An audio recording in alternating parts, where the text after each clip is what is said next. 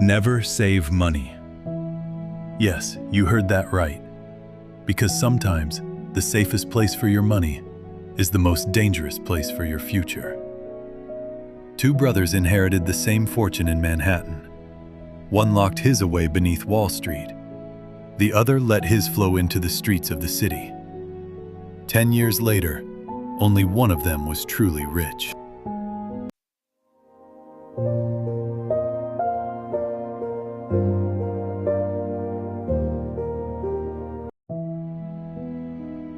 In the marble echo of a private bank, just steps from the New York Stock Exchange, Daniel Whitmore signed a document with careful precision. His father had just passed.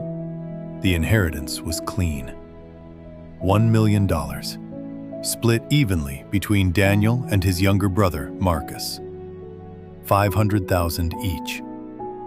Their father had built a modest real estate portfolio in New York City. Nothing flashy, built purely on discipline and grit. Protected, their father used to say. Money lost is freedom lost. Daniel believed that with religious devotion, so he did what felt responsible. He placed nearly every dollar into conservative bonds, low-risk index funds, and high-yield savings accounts. He loved watching the numbers sit there, untouched, unthreatened, safe. At dinner one night, Marcus asked, "Is it doing anything?" Daniel smiled. "It's not losing."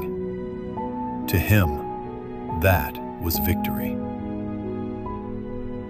Marcus heard the same advice growing up, but he remembered something else their father once muttered during the 2008 crash. Money's a tool. If it just sits there, it rusts. Instead of locking it away, Marcus studied markets, startups, and cash flow. He wasn't reckless. He wasn't gambling. He invested part of his inheritance into a small tech logistics company operating out of Brooklyn warehouses. He used another portion to acquire a struggling laundromat in Queens and modernized it with app-based payments. He kept some reserves, but most of it, he put it to work. "You're risking everything," Daniel warned. "No," Marcus replied calmly. "I'm risking comfort." 5 years passed.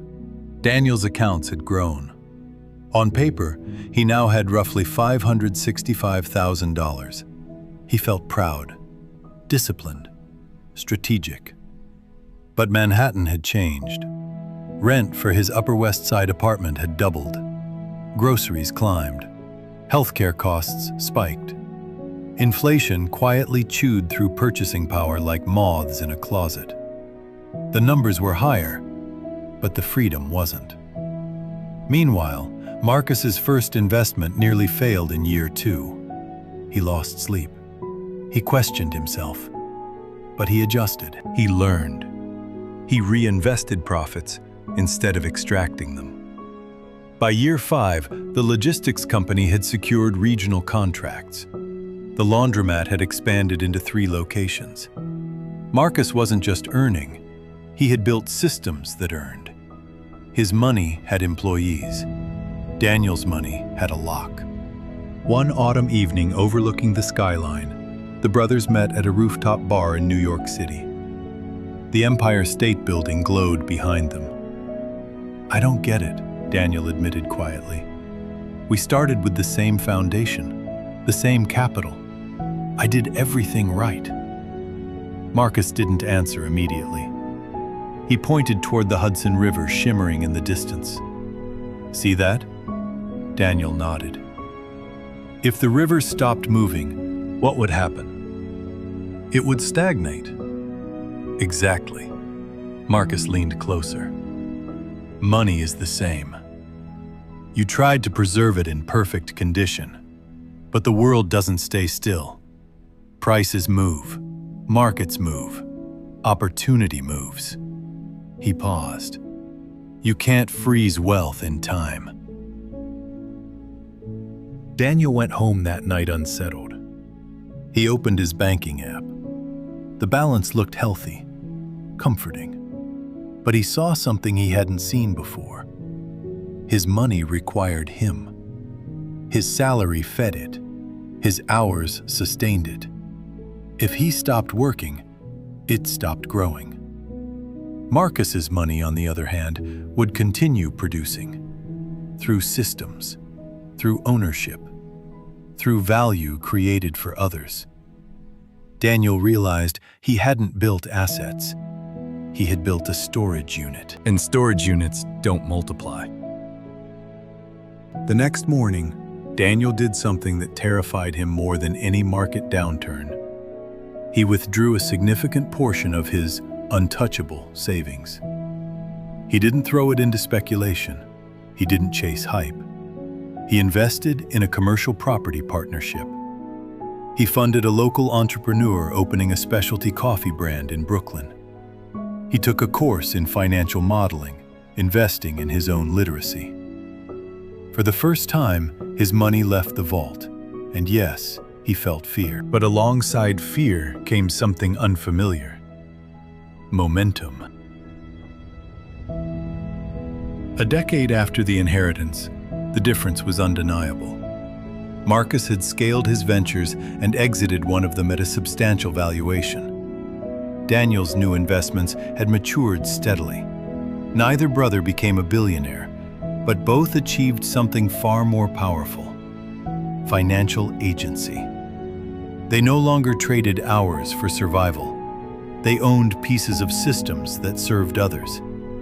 And Daniel understood the lesson he once resisted: safety without growth is slow erosion. Let me ask you something uncomfortable. Is your money working, or is it hiding? Is it building something, or simply waiting for a rainy day that keeps getting more expensive? Saving is not wrong. Emergency funds matter. Stability matters. But if all you ever do is protect, you slowly shrink in a world that expands daily. Inflation doesn't knock. Opportunity doesn't beg. They move. The real question is this: are you building assets that move without you? Are you learning skills that multiply your value? Are you creating something that serves beyond your own labor? Because here's the truth most people discover too late. Money stored feels safe. Money deployed feels scary. But only one of them grows. A vault preserves. A river expands. So what is your safe deposit box? Is it cash sitting untouched? Is it talent you never monetize? Is it an idea you keep postponing until the market feels right? The perfect moment does not arrive. The market will always fluctuate. Risk will always exist. Fear will always whisper. But time compounds faster than money ever will. Don't let your potential sit beneath the marble floors of a financial vault, polished, protected, but completely powerless. Let it move. Because money that flows creates options. Money that hides creates anxiety. And one day, you'll look at your account balance and ask yourself a question far more important than, how much is there? You'll ask, what did it build? If this story made you think differently about saving and growing, share it with someone who needs to hear it. And before you close this video, answer honestly. What is one way, just one, you can make your money or your skills move this week? Because wealth is not what you store, it's what you set in motion.